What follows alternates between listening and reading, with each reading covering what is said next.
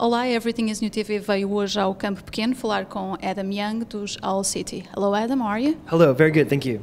So it hasn't been that long since you were in Minnesota in your parents' basement doing music and uploading it to MySpace, and now you're playing Portugal. So how did that happen? It's a great question, and it really has just been a crazy whirlwind for me because, like you said, you know, not even 5 minutes ago, it feels like I was back home in Minnesota making songs, and so suddenly things connected with people, and here I am, and I'm still trying to figure out what happened.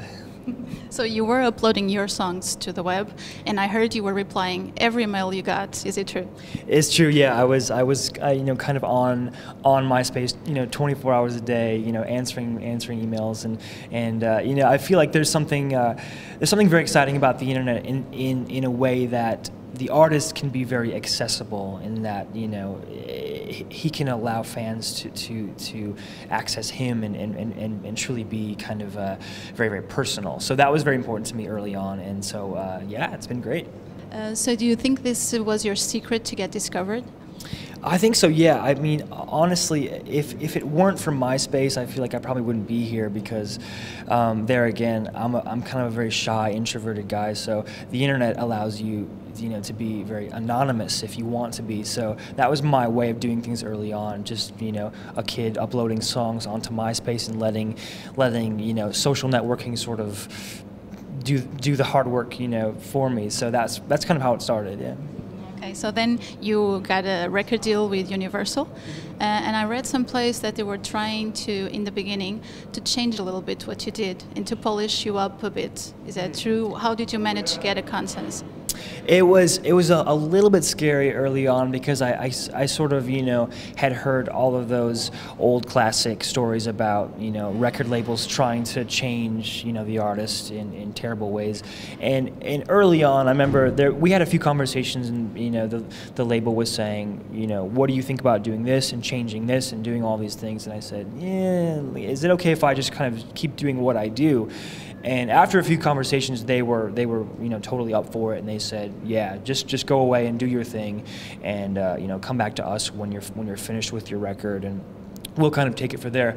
So it was very cool for me because I never thought that I would be allowed so much creative control. So they've been very good about that. What about being partnered up with a producer? Steve Bursky came into your life after you made a record deal. How was it? It was great. Steve's one of my best friends in the world, as far as one of my closest, you know, coworkers in terms of you know, management and things like that. So he was really a blessing, and I definitely don't think I'd be able to, you know, do anything in terms of, you know, business side of things without, you know, someone like him. So it's been great. So your biggest success is Fireflies, and why do you think that song was so special to the crowd?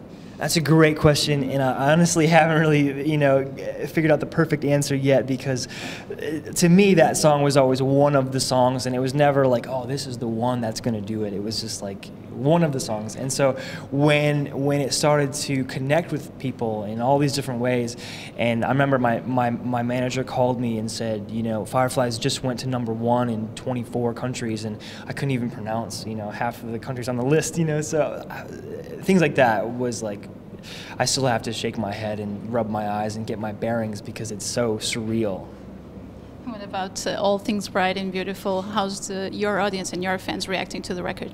So far, very, very good. It's been so cool to you know, tour and travel around Europe and see people who, you know, whose first languages, you know, probably aren't English, and they know all the words to the songs. It's very humbling, and it's very cool. It's, you know, 2 years ago, if you would have said, you know, you're going to be doing things like, you know, touring all over Europe and doing these things, I would have never believed you, because it's so far away from what I'd ever imagined. Yeah. Okay, do you have plans for the near future after touring? After touring, yeah, it's just basically working on a new album and just kind of, you know, taking time off in the studio and seeing what happens. I just want to make sure that I'm writing very, very heartfelt music, and you know, that I never start writing music for iTunes or for, you know, radio or anything like that. Just make sure that it's very, very pure music.